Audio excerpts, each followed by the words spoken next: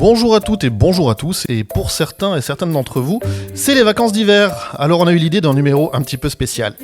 Bienvenue dans ce nouvel épisode de Originals, l'émission qui saute de plateforme en plateforme. Moi c'est Romain, et à mes côtés, comme chaque semaine, je retrouve le papa de l'équipe, Gauthier Jorgensen, journaliste cinéma et créateur du concept de Originals. Bonjour Gauthier.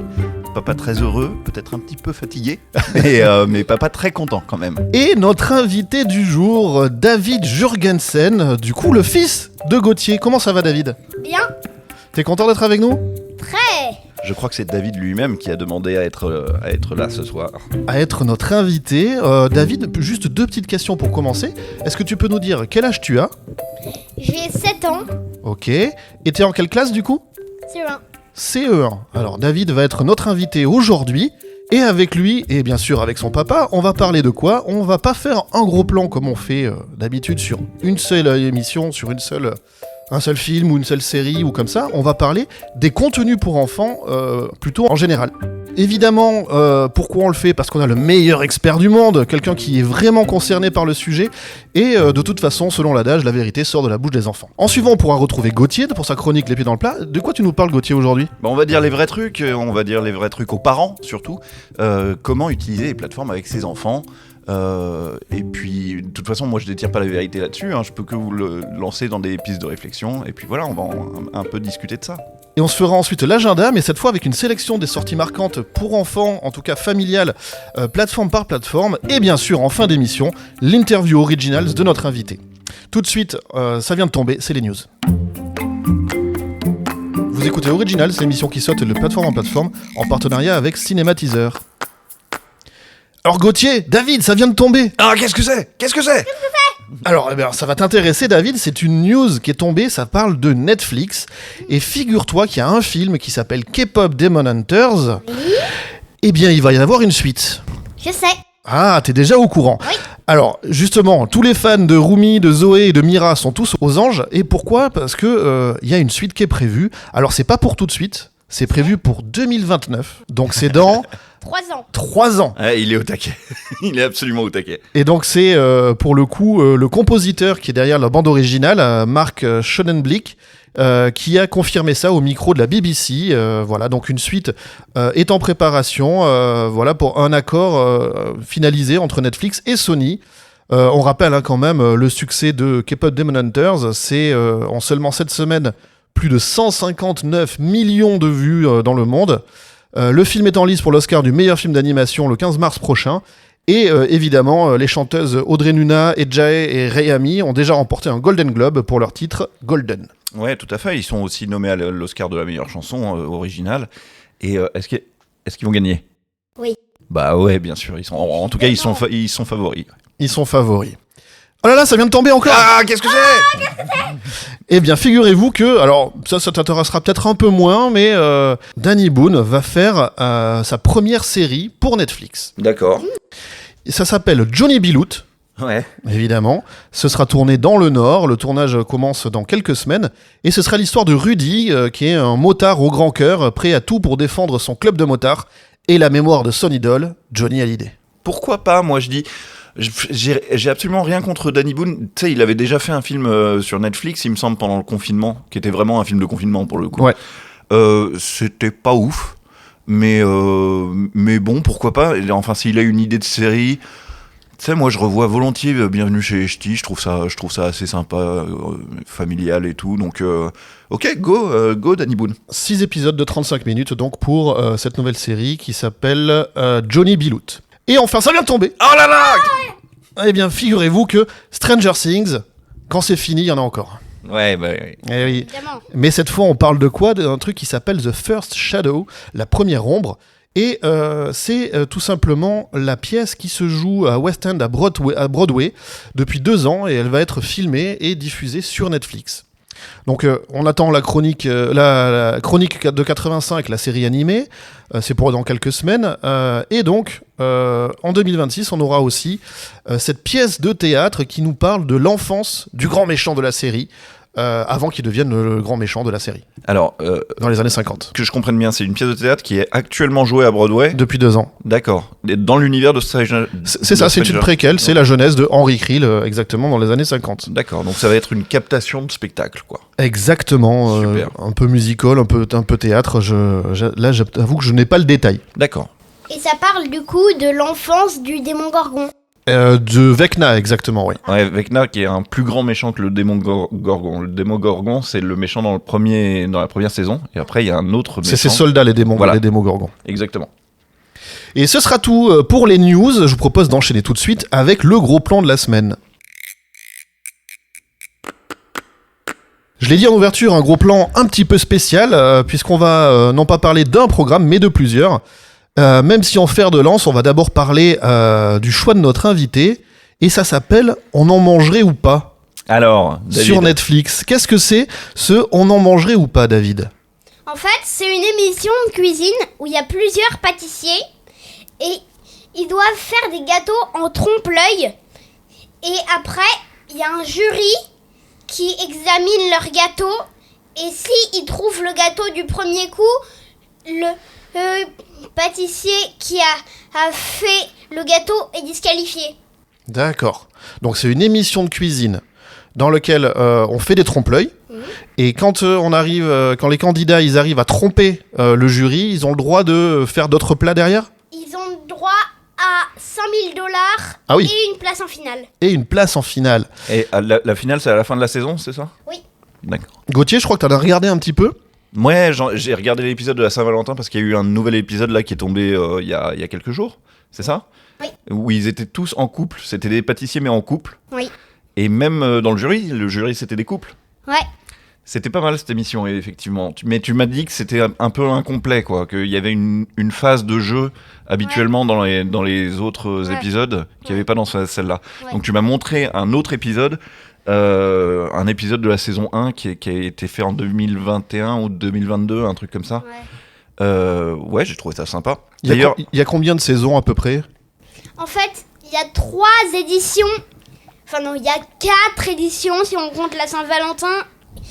Et du coup, il y a plusieurs saisons par édition. D'accord. d'accord. Donc, mais il y a 3 saisons avec plein d'épisodes. Oui. Il y a un épisode de Noël qui est un spécial, non? Non, c'est un épisode de Saint-Valentin qui est spécial. Ouais. Et pour Noël, ils ont pas fait un truc? Si, pour Noël, ils ont fait, mais ils appellent pas ça spécial Noël, ils appellent ça seulement spécial fête. D'accord. Ouais, Très la bien. nuance. Nuance. Et alors du coup, c'est quoi qui te plaît là-dedans? C'est les trompe-l'œil, c'est de voir des gâteaux complètement fous, c'est quoi qui t'attire?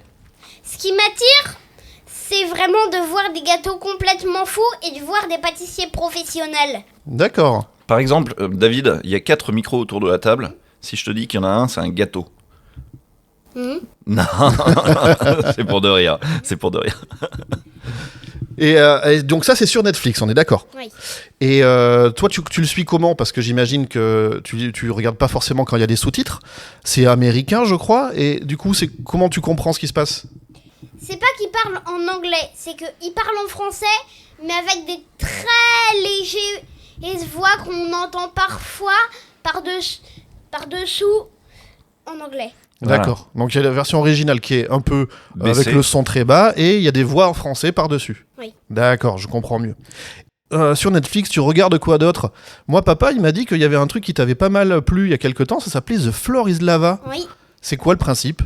En fait, le principe, c'est qu'il y a 3 équipes de 3 qui traversent une pièce, mais ils doivent pas toucher le sol parce que le sol, enfin, tout le monde dit que c'est de la lave, mais par contre, c'est seulement de l'eau colorée et si ils tombent dans la lave, ils sont disqualifiés. Ils D'accord. doivent sortir de la pièce. Donc c'est quoi?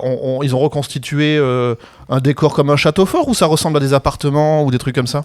Ça ressemble à chaque fois à une pièce dans un appartement. Ok. Et donc ils sont sur le canapé, faut qu'ils sautent sur la table basse, puis après sur un fauteuil, puis et pour aller de l'entrée à la sortie sans toucher le sol jamais, c'est ça? Oui. Et c'est des enfants qui jouent ou c'est des adultes? C'est des adultes, évidemment. C'est des adultes. C'est des adultes et puis c'est des adultes sportifs quoi. Ils sont un peu tous gaulés parce que au fait les tableaux qu'ils font, ils sont pas du tout faciles Enfin, quand tu les vois tomber successivement, tu te dis, mais moi, je serais même pas arrivé au quart du truc qu'ils ont fait. Donc, c'est toujours des corps un peu athlétiques qu'on voit se bananer. Moi, j'aime bien cette émission aussi parce que tu vois des chutes assez spectaculaires, quoi. Avec des ralentis peut-être. Exactement. Ah, mais ça la mise en scène de l'émission aime beaucoup faire ça. C'est des ralentis méga dramatiques sur les gens qui tombent dans la lave en faisant Et à la base, c'est un jeu qui se joue dans les cours de récré, d'essayer de pas marcher sur le sol ou comme ça. C'est un truc auquel tu joues toi avec tes copains et tes copines? Pas beaucoup, mais j'ai proposé à ma bande de copains de participer un jour avec moi et ils ont dit bof, d'accord. Mais il y en a un qui est vraiment partant de chez partant.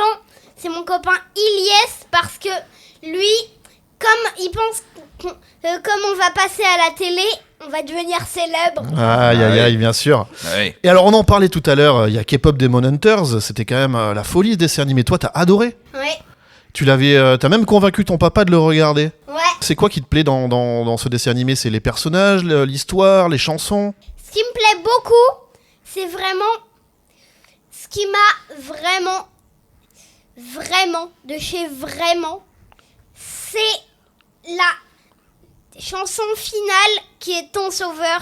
Elle m'a vraiment, mais alors là, Mais c'est pas coachée à ce film. c'est pas la seule. Parce que Oui. tu nous as quand même chanté un certain nombre de morceaux de ce truc-là. Dans la voiture? Ouais, sous la douche. Sous la douche. Oui. David est un très très bon chanteur de douche. Ouais, et je chante 10 000 fois par jour Soda Pop. Ouais. Et du coup, les autres personnages, là, comme moi, j'ai adoré le gros chat, par exemple, qui fait tomber le pot de fleurs. Ouais, lui, il était très marrant. C'est laquelle des trois personnages féminins, là, les trois héroïnes que tu préfères? J'aime bien Mira. Mira, c'est celle qui fait du rap, c'est ça? Non, celle qui fait du rap, c'est Zoé. D'accord. Alors Mira, c'est la chanteuse principale ou c'est l'autre? C'est l'autre. C'est l'autre, d'accord, ok. C'est celle qui a une grande arme, comme une lance, Oui. etc. Exactement, ouais. D'ailleurs, je t'avais offert le disque de la musique, et dedans, il y avait une carte avec Mira dessus, non? Ouais, c'est ça. C'est des cartes à collectionner pour que tu rachètes le disque. Eh oui, bien sûr, bien joué. Eh Bien oui. joué. Ou les échanger avec d'autres, peut-être. Exactement. Et alors, il n'y a pas que Netflix, évidemment, puisque les plateformes, quand on pense plateforme avec des contenus familiaux, on pense tout de suite à Disney+. Et alors toi, il y a des trucs que tu as regardés sur Disney+, on m'a dit, notamment Spidey et ses amis extraordinaires. Oui. C'est quoi ça? En fait, c'est un peu comme Spider-Man, mais en version petit, quoi. Ah, c'est Spider-Man qui serait genre comme un enfant? Ouais, D'accord. Et il est avec d'autres super-héros qui sont connus, peut-être? oui. Avec Miles, Ghost Spider. Ah, il y a plein d'autres Spider-Man, en fait.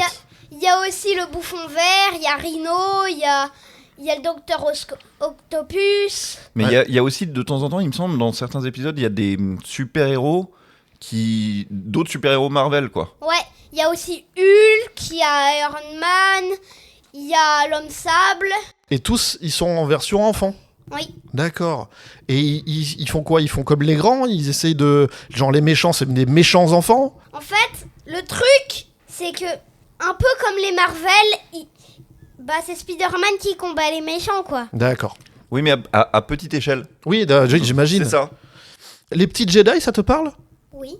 C'est quoi ça? C'est une série pareille avec des enfants, mais plutôt dans l'univers de la guerre des étoiles? Exactement. Et ça, c'est un truc que t'as regardé aussi? Oui, mais là, je m'en suis lassée depuis très longtemps. Ah, Oui, c'est vrai que ça t'a lassé, mais que t'aimais bien. Comment il s'appelle le héros, déjà? Oh, je me souviens plus. Ah, et c'est dommage parce qu'il a un nom à la Luke Skywalker, mais c'est pas Luke Skywalker, mais presque, tu vois. je enfin. vois, ouais. Et du coup, sur Disney+, tu regardes quoi en ce moment? Sur Disney+, là, je regarde beaucoup Pirates des Caraïbes. Alors, Pirates des Caraïbes, là, c'est pas un dessin animé ou comme ça, c'est les vrais films que tu regardes. Ouais. Ok, et tu les as... T'en es où? Il y en a 4, 5 des films? T'en es où à peu près? Là, j'en suis à la moitié du 5. Ah ouais, t'as bien avancé. Ouais. Et dans Pirates des Caraïbes, il y a quand même des monstres, il y a des squelettes, etc. Ça te fait pas peur tout ça? Pas du tout. Non ? T'as dit quand même que sur le 5, comme il y a un peu des fantômes, que t'étais pas hyper rassuré, mais que ça allait. Ouais, le 5 quand même, il m'a un petit peu fait peur. Un petit peu plus fait peur. Ouais. Et oui, j'imagine que, évidemment, quand on a un papa cinéphile, donc il aime beaucoup le cinéma, il t'a fait voir des films comme ça. Ouais. T'as déjà vu Star Wars, t'as déjà vu tout la Guerre des Étoiles. Oui. Et Gauthier, tu lui as fait voir aussi quoi d'autre comme ça ? Indiana Jones. Indiana Jones, ouais. Alors, Indiana Jones, je voulais en parler dans la partie suivante, Non, parce on on reviendra dessus. Il y a plein de parents qui me prennent pour un tortionnaire fou, parce que c'est vrai qu'il y a des moments dans Indiana Jones qui peuvent être un petit peu impressionnants. Mais en fait, David a commencé à les regarder à 5 ans. Je crois que c'est à peu près le même âge pour moi, hein, quand j'étais jeune. Et en fait, ce qu'on a fait avec David pour regarder Indiana Jones, c'est que je lui ai proposé un deal. C'était son dernier jour de maternelle, donc je me suis dit, tiens, on va faire un truc, genre c'est un peu la fête, on va regarder un film ensemble, quoi. Et je lui ai dit, je vais te montrer 15 minutes d'un film, et si au bout de 15 minutes, tu trouves ça nul et tu veux faire autre chose, eh ben on fera autre chose. Alors c'est pas très fair-play, parce que, évidemment, je lui ai montré les 15 premières minutes des Aventuriers de l'Arche perdue, qui doivent être les 15 minutes les plus excitantes de l'histoire du cinéma, si tu veux. C'est un shot de sucre, ce truc-là, quoi. Donc, au bout de 15 minutes, donc, tu sais, au bout du moment où il trouve l'idole, hein, la boule, tout ça, il ressort, il doit donner l'idole à Belloc, il s'enfuit, il prend l'avion, il y a le serpent, et puis voilà. Donc, au bout de ça, je m'épose, je me tourne vers David et je lui dis... Est-ce que tu veux qu'on arrête ce film ou est-ce que tu veux continuer ? Et il me regarde genre « Mais qu'est-ce que t'es en train de faire ? Tu remets tout de suite ce film ! Tout de suite, tu le remets tout de suite !» Donc à partir de là, on a regardé l'intégralité des Aventuriers de l'Arche perdue. Et il suffit de dire à David, tu sais, il en existe 4 autres, hein, des films. Et de là, il te dit, je veux voir la suite tout de suite.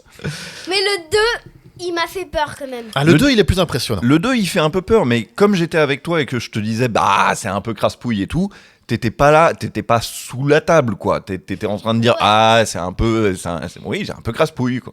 Ouais. Dans un tout autre registre, quand t'étais un petit peu plus jeune, t'étais un fan de la Pat' Patrouille. Oui. Alors aujourd'hui, on peut en trouver notamment sur Paramount+. Ouais, c'est ça a dû migrer sur Paramount+ depuis, parce que je pense que quand tu regardais, c'était encore sur Netflix. Ouais. Et c'est un dessin animé qui t'a beaucoup plu, ça. Mais pour résumer, d'abord, c'était sur Netflix, ça a migré sur Disney+, et ça a encore migré sur Paramount+. Ouais, D'accord. les plateformes se refilent des programmes comme ça. Et en préparant l'émission, je me suis rendu compte qu'il y avait même pas mal de films et de séries qui sont sur plusieurs plateformes en même temps. Ouais, Shrek, par exemple, tu l'as sur plusieurs plateformes. Enfin, il y en a plein comme ça. Alors, dans la Pat' Patrouille, est-ce qu'on est définitif sur lequel est ton préféré maintenant ? Ouais. C'est qui ? Zuma. Ah, c'est Zuma. Et c'est lequel alors, Zuma ? Zuma, c'est le orange qui va sous l'eau. Oui, okay. Ça, il y a une spécialité aquatique à Zuma, c'est vrai. Moi, j'avais une question comme ça, parce que là, on parlait d'avant, mais si on se projette un petit peu, est-ce qu'il y a des dessins animés ou des séries que tu aimerais voir, dont tu as entendu parler, mais que tu n'as pas encore pu regarder ? Il y en a pas beaucoup. Il y a personne qui t'a conseillé un truc que t'as pas encore regardé ? Non. Il y a 2 films, il y a une série de films où il nous manque 2 films et tu veux souvent les regarder avec moi. Souvent, tu me dis, il faudrait qu'on... Ah oui, Harry Potter. Voilà. Ah, vous avez commencé Harry Potter ? Ouais. On est allé jusqu'au 6 et je demande toujours de lui... Enfin, Qu'on finisse, ouais. parce que il nous reste quoi ? C'est les reliques de la mort, c'est ça ? ouais, Qui est en 2 parties ? ouais. Ok. Exactement. Et je lui demande toujours de montrer la première partie. Bah oui, qui est le film qui arrive normalement chronologiquement à la suite. Et du coup, dans la cour de récré avec les copains et les copines, vous parlez de quoi ? C'est quoi les dessins animés ou les séries dont vous parlez entre vous ? En fait, nous, on parle pas beaucoup de films. Nous, on parle surtout de billes, de jeux vidéo ou de frites, quoi. Ou de frites. Ou de frites. Et c'est important, les frites. De billes, de jeux vidéo et de frites. Très bien. Parfois, on parle de pizza. Très bien. Parfois, on fait des échanges de billes. On fait des combats. Et il y a aucun autre de tes copains qui utilise les plateformes, qui te dit ça c'est sur Netflix, ça c'est... tes copains, ils ont bien regardé K-pop Demon Hunters quand même. Oui. Mais il y en a beaucoup qui disent que c'est démodé. Ah, déjà. Ah ouais. Eh oui, ça va très très vite. Je me tourne vers Gauthier.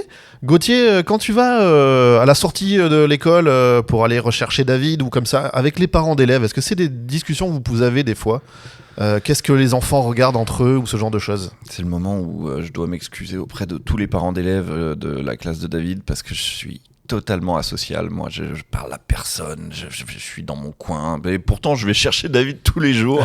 Je suis nul. Non. Je vois bien que sur certains trucs, typiquement, enfin, quand on a organisé l'anniversaire de David, je voyais bien que tous ses copains savaient ce qu'était K-pop Demon Hunters. Et que à la fin de l'anniversaire, quand il a fallu les faire attendre pour que les parents viennent les chercher, ils ont tout de suite mis K-pop Demon Hunter comme si c'était quelque chose de totalement naturel, si tu veux. Donc ça, je vois bien que ça a été un truc, oui, ça a été un sujet de conversation dans les cours de récré. Mais c'est vrai que pour le reste, j'ai pas beaucoup de feedback. Il y a un truc que David ne fait pas du tout parce qu'il a un papa qui est pas comme ça, et une maman non plus, c'est il suit pas le sport, il suit pas le foot. Et je vois bien que ses copains, eux, sont très foot, tu vois. Chez nous, il y a même pas un ballon, parce que, enfin, vous êtes dans un appartement déjà, donc bon. Déjà, on est dans un appartement, c'est vrai. Et puis, c'est idiot, mais si on entre chez moi, on voit bien que le cinéma, les plateformes, les jeux vidéo, les disques et tout ça est très central. Les produits culturels. Ouais. Et beaucoup moins le sport. Donc malheureusement, pauvre David, il est un petit peu largué côté foot, suivre le foot. Une fois de temps en temps, quand il y a un vrai gros match, on arrête tout et on le regarde. Genre la Ligue des Champions là, l'année dernière où le PSG a gagné, ça on l'a regardé. Mais sinon, là-dessus, on est... Au CRPSG, on a regardé. Ah oui, mais parce qu'on était dans un bar qui retransmettait le match, donc forcément. Mais ce que je constate chez David, en tout cas, c'est que jusqu'à encore l'année dernière, t'étais très petite série animée. Oui.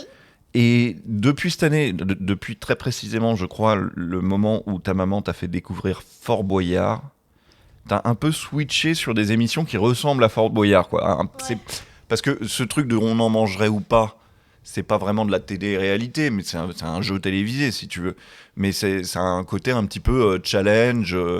Et puis, comme les épisodes durent 40 minutes, ça reste un peu du snacking. Tu sais quel est le nom de cette émission en anglais ?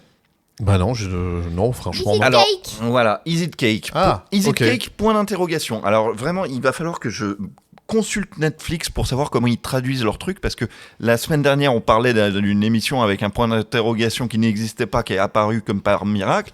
Là, Is it cake ? Point d'interrogation, ils traduisent ça par on en mangerait ou pas, sans point d'interrogation. Il suffisait d'appeler ça c'est du gâteau ? Point d'interrogation. Oui, ça marchait Et bien. voilà, ça marchait parfaitement. En plus, on tu pourrait se faisais un jeu de mots, reconvertir. quoi. Mais ouais, enfin, comprends pas. Alors Gauthier, tiens, justement, tu voulais nous parler tous ces contenus pour enfants et je te propose de mettre les pieds dans le plat.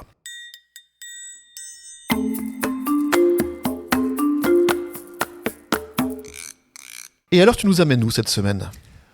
Bon, je vais vous amener à essayer de comprendre pourquoi moi je suis pas du tout réticent des écrans sur nos enfants.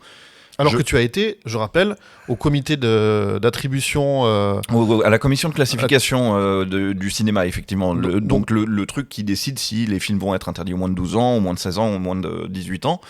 Et j'ai fait ça, effectivement, pendant presque 10 ans. Je trouvais que c'était intéressant de le rajouter en préambule. Non, c'est vrai, tu as tout à fait raison. Donc, à travers ça, j'ai une bonne, on va dire, une bonne carrière, un bon savoir sur ce qu'est d'encadrer les enfants autour de films ou d'images. De la consommation de produits audiovisuels, on va dire.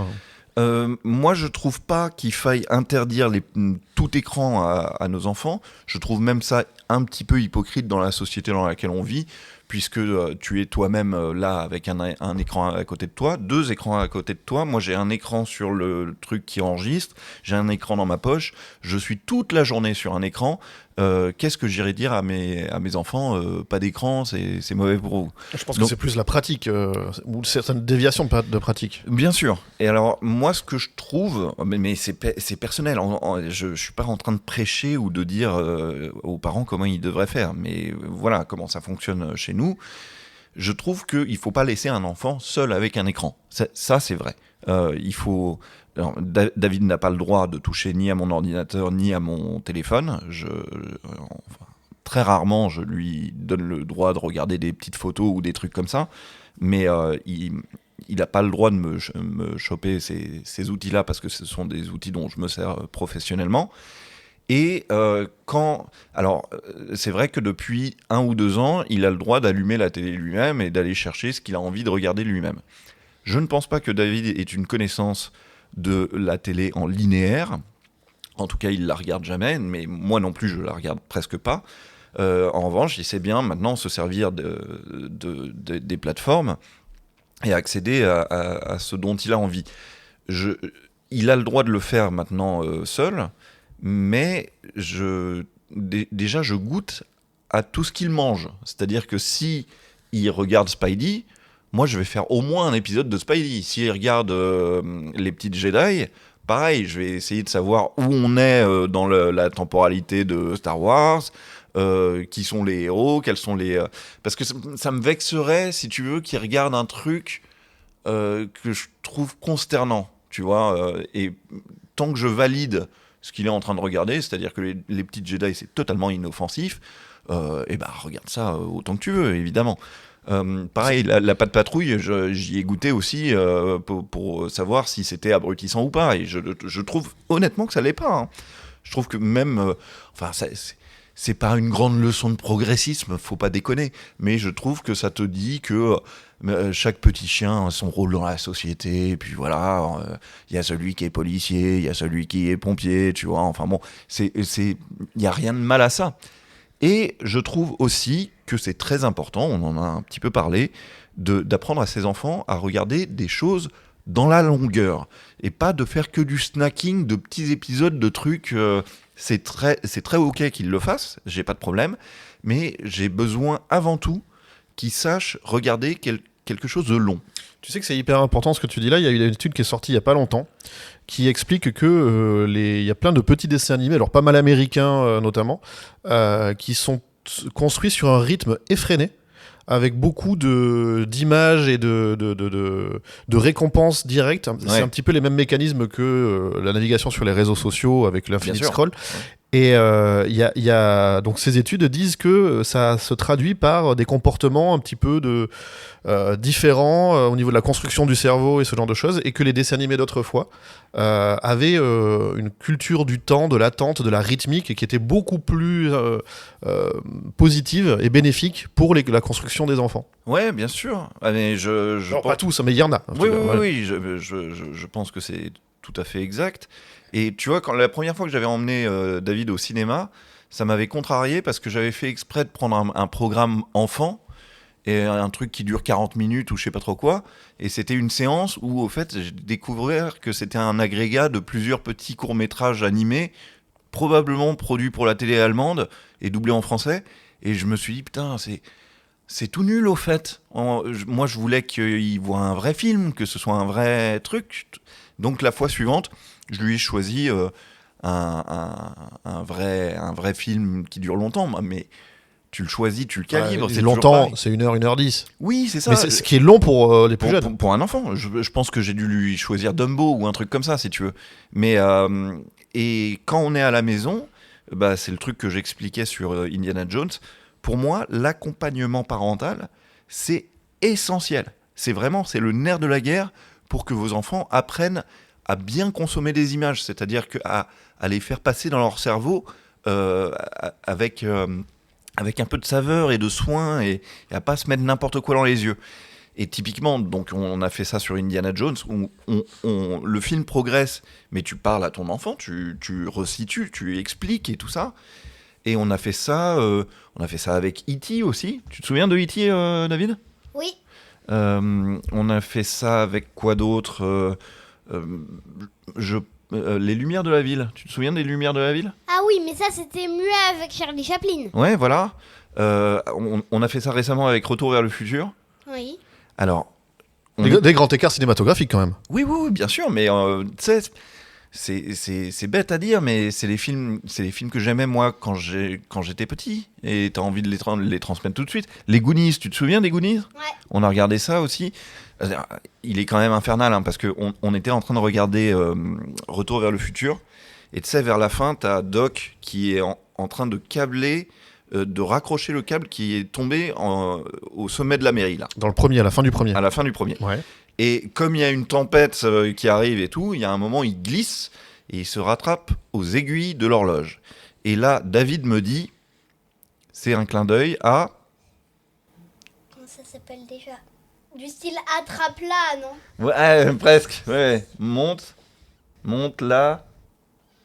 là-dessus. Ah oui, monte là-dessus. Il m'a dit, c'est un clin d'œil à Monte là-dessus. Monte J'ai- là-dessus, il faut que tu resitues pour nos Monte auditeurs et auditrices là-dessus, qui c'est Harold. n'auraient pas la ref. C'est Harold Lloyd, c'est un film muet de 1928, je crois, ou un truc comme ça, où je sais plus du tout quelle est l'histoire de Monte là-dessus. Il me semble que c'est un concours, et que c'est un concours d'escalade, et que si le gars escalade les gratte-ciel à New York, il va finir par gagner un prix. Je suis pas sûr que ce soit ça, mais dans ma tête c'est ça. Mais en tout cas, c'est un film totalement vertigineux, où il y a un moment où il tombe et il se raccroche à l'aiguille d'une horloge, et c'est ça l'image qu'on en garde habituellement. Mais donc, Il n'y a pas du Buster Keaton aussi qui aurait fait des trucs comme ça ? si, probablement. Il se trouve que là, c'était Harold Lloyd pour celui-là, mais si, Buster Keaton a fait des trucs similaires. Et c'est juste parce que David avait vu dans un livre ce photogramme de monte là-dessus avec Harold Lloyd accroché aux aiguilles de l'horloge, qu'il a fait « Ah, tiens, un clin d'œil !»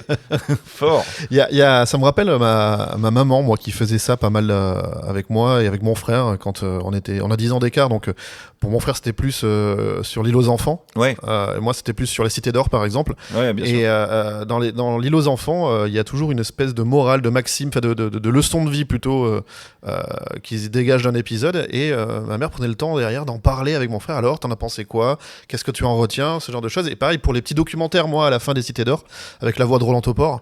Ouais. Et il y avait ce truc-là Ouais, qui est bien resté. Voilà, donc je comprends tout à fait cette démarche-là, en fait. Essentiel, hein, c'est essentiel de faire ça, de faire un débriefing avec vos enfants une fois que vous avez vu un film ensemble, que ce soit chez vous ou dans une salle de cinéma, de prendre un petit temps pour dire c'était qui ton personnage préféré, c'était quoi ton moment préféré du film et tout ça. Ça fait quand même complètement partie du plaisir de regarder un film, que ce soit avec ses enfants ou pas, hein.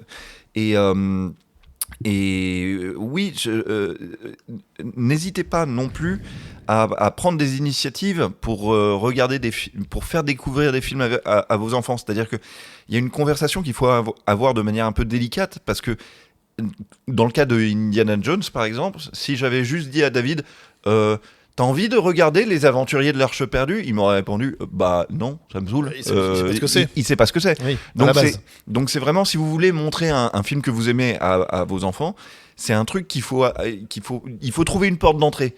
Il faut trouver un truc, il faut trouver un truc qu'on a en commun et lui dire, tu vas voir, on essaye. Si ça te saoule, ça a le droit de te saouler, et puis on fait autre chose. Mais voilà, c'est un truc que j'aimerais te faire découvrir. Je pense que tu vas aimer ça. Et tout ça, faut pas faire de forcing en gros, mais faut amener doucement ces enfants vers des images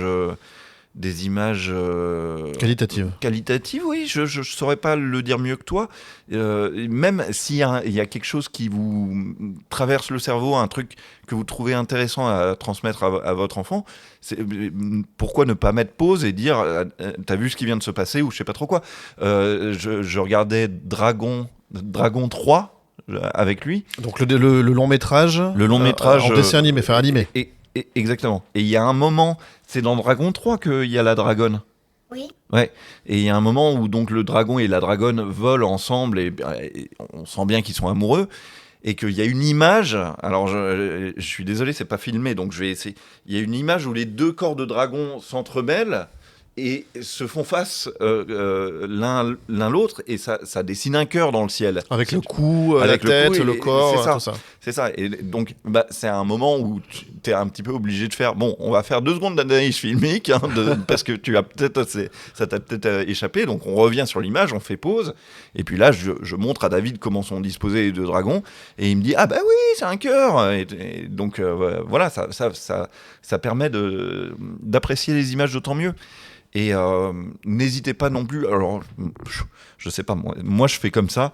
Je vois souvent les films avant de les voir avec David. Je découvre rarement un film avec David, sauf quand je sais que c'est un truc pour enfants, tu vois.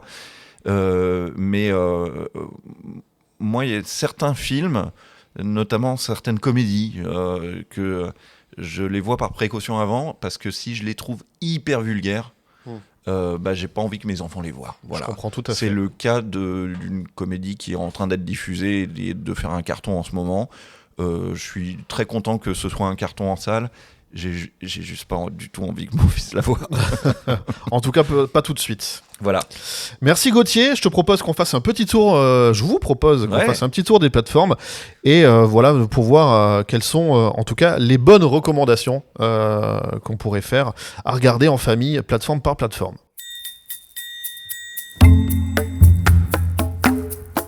Alors on va faire ça rapidement parce que sinon ça va tourner à l'énumération, mais on peut se dire que sur Netflix il y a déjà des trucs dont on a parlé comme K-Pop Demon Hunter. On conseille ça, K-Pop Demon Hunter, David ? Ouais. Sinon vous pouvez aussi y retrouver Le Robot Sauvage, qui est un film qui s'est distingué l'an dernier.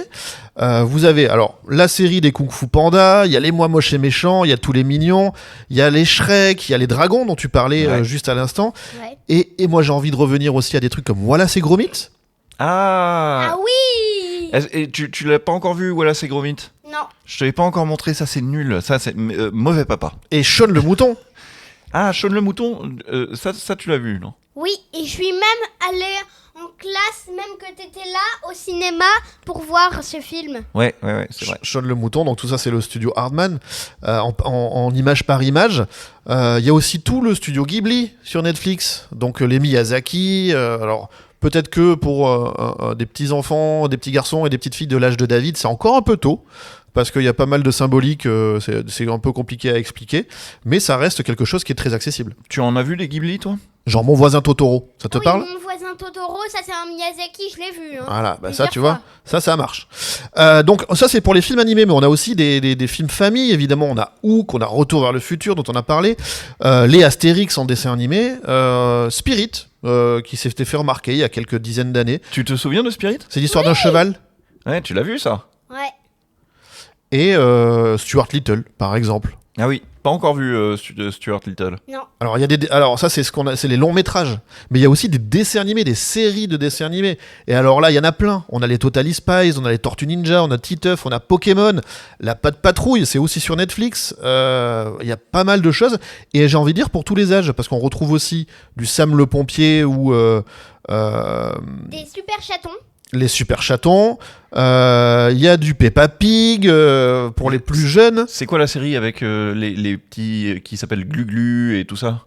Ah oui, les pyjamasques. Les pyjamasques. Alors, c'est sur Netflix aussi. Ça fait partie des trucs que j'ai sous les yeux. Voilà, donc ça c'est pour les plus petits. Il y a aussi l'âne Trotro. Il y a aussi Petit ours brun.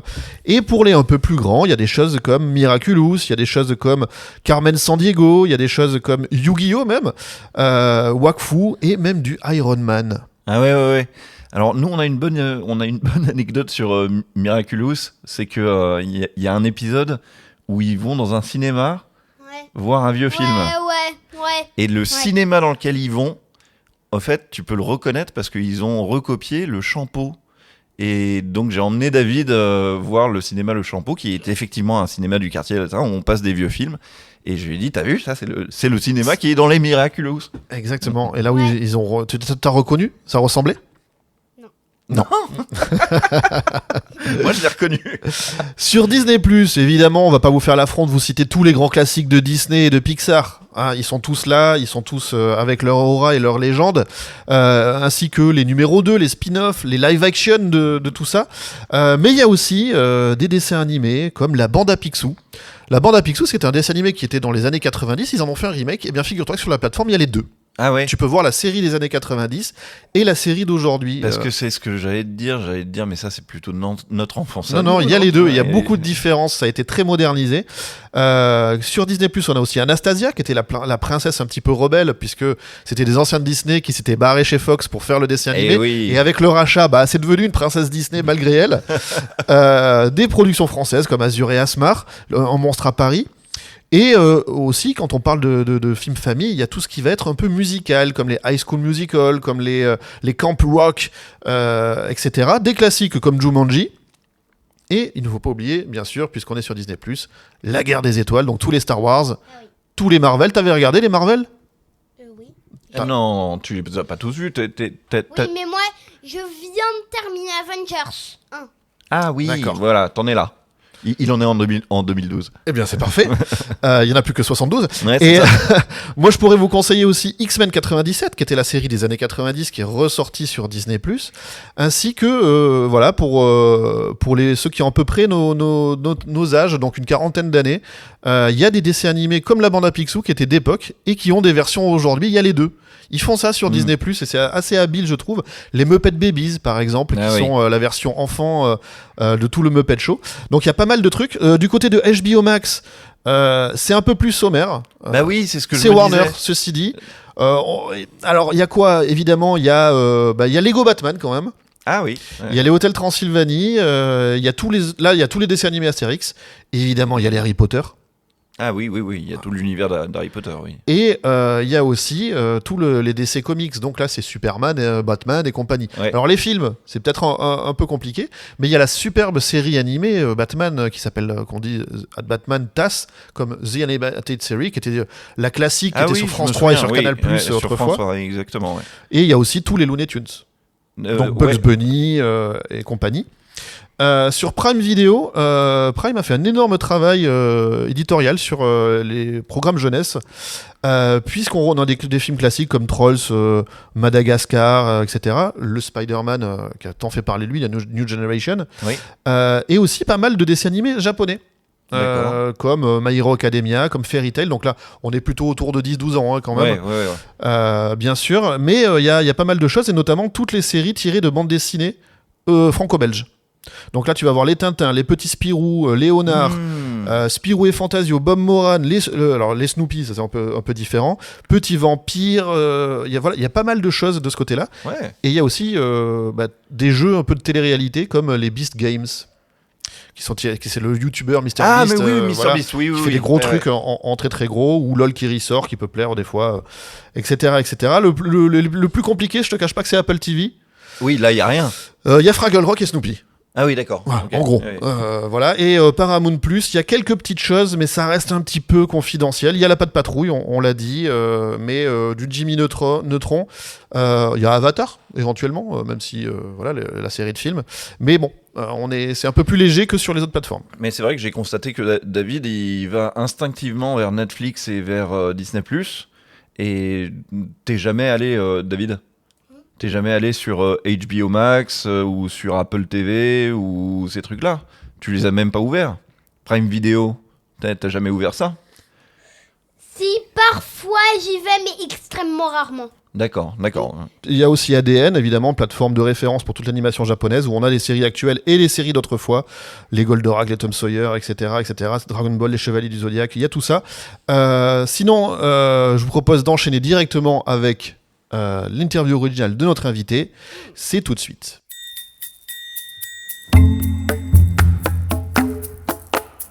David, on va aller très très vite. Il faut que tu me répondes le plus vite possible. 10 questions pour savoir un petit peu comment tu fais avec les plateformes. D'accord. T'es prêt ? Oui. On y va. Alors, c'est quoi ton premier souvenir avec les plateformes ? C'est quoi la première série ou le premier film ou le premier dessin animé ? La Patte Patrouille. C'est la Patte Patrouille. Depuis que tu te sers des plateformes, comme nous disait papa tout à l'heure, tu vas quand même au cinéma, toujours ? J'y vais plutôt moi. Tu trouves qu'on y va plutôt moins ? Ouais. Mais c'est-à-dire que en plus, toi, t'es un peu un petit vénard parce que tu vas dans des cinémas spéciaux. Ouais, une seule fois, je suis allée au Grand Rex. Oui, mais sinon, tu viens aux projections de presse avec moi sur Oui. certains films. Ouais, Ouais, donc tu vois les trucs en avance. ouais. Ah, la classe. Est-ce que des fois tu regardes les contenus sur des tablettes ou comme ça ? Non, moi, j'y vais vraiment plutôt sur la télé. Sur la télé. Tu sais qu'on peut regarder des trucs en x2, c'est-à-dire 2 fois plus vite, en accélérant. Ah bon? On peut accélérer le truc, comme ça on voit le film, mais on le voit plus vite, quoi. Donc si tu connais pas, c'est pas quelque chose que tu fais. Est-ce que tu te souviens de la durée la plus longue où t'as regardé des trucs sur les plateformes ? Quand est-ce que papa a complètement... Avatar. Ah oui, Avatar, c'est vrai que t'as regardé Avatar. Ouais. Ah oui, et donc ça c'était vraiment tout d'un coup, là ça t'a pris beaucoup de temps tout d'un coup. Non, j'ai pas regardé tout d'un coup, je l'ai regardé en petits bouts, mais comme ça dure 3 heures, j'ai regardé d'abord les 3 premières... et la première heure, après j'ai regardé les... Justement, chérie, la question de Romain, c'est quand est-ce que c'était la fois où t'as le plus regardé les plateformes tout d'un coup ? Ah, Genre, tu penses que t'as fait combien de temps ? je pense que j'ai passé le plus de temps sur Disney. Tu penses que t'as passé combien de temps d'affilée sur Disney ? 3 heures, 4 heures, 10 heures, 12 heures ? Des jours. Des jours. Des jours entiers. Est-ce que tu sais qu'on peut mettre quand on regarde, tu sais, sur les plateformes, on peut dire tiens ça me plaît bien, je vais le mettre dans ma liste et le regarder plus tard. Tu sais ça qu'on peut le faire ou pas ? Non, T'as Non. pas une petite liste, toi, de trucs que tu veux regarder plus tard ? non. Faudra que je t'apprenne à faire ça. Quand tu te balades comme ça sur les plateformes, est-ce que ce que tu vois, il y a des trucs qui t'intéressent en général ? Tu sais, quand des fois tu regardes un truc, il te dit tiens, vous pouvez peut-être aimer tout ça qui est autour. Le truc, c'est que quand tu finis, par exemple, un épisode de Floor is Lava. Ouais. Et Netflix, il te dit ah, si tu as aimé Floor is Lava, tu aimeras peut-être tel autre programme. Ouais.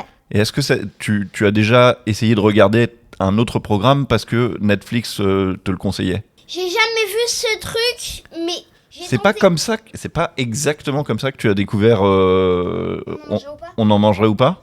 Non, j'ai tenté juste au hasard si ça me plaisait. D'accord. Ok. Et alors, j'ai une question, elle peut paraître un peu bizarre, mais tu vas voir, elle est facile. Cette année, il y a eu K-Pop Demon Hunters, tu vois, qui est sorti, on en a parlé plusieurs fois. On a dit qu'il était qu'il va peut-être être récompensé Oui. pour avoir un Oscar. Oui. Tu penses que les films qui sont sur les plateformes, ils devraient, c'est normal qu'ils aient des Oscars, ou tu penses qu'ils devraient avoir des récompenses spéciales pour les plateformes ? Parce que tu vois, K-Pop Demon Hunter, il est pas sorti au cinéma. Oui. Est-ce que tu penses que les Oscars, ça devrait récompenser que les trucs qui sortent au cinéma ou aussi les trucs qui sont sur les plateformes ? Je pense que ça devrait aussi récompenser les trucs qui sont sur les plateformes. C'est vrai ? Mais ouais. Ouais, mais ok. on ne fait pas de corruption de témoins. c'est vrai. Et j'ai une dernière question pour toi, David. Si t'étais une plateforme, c'est-à-dire c'est quoi ta plateforme préférée de toutes ? Si tu dois en garder une seule. Ouais. T'en choisis une et toutes les autres elles disparaissent. Vraiment, j'hésite entre Disney Plus et Netflix. Mhm. Alors, et si tu devais choisir ?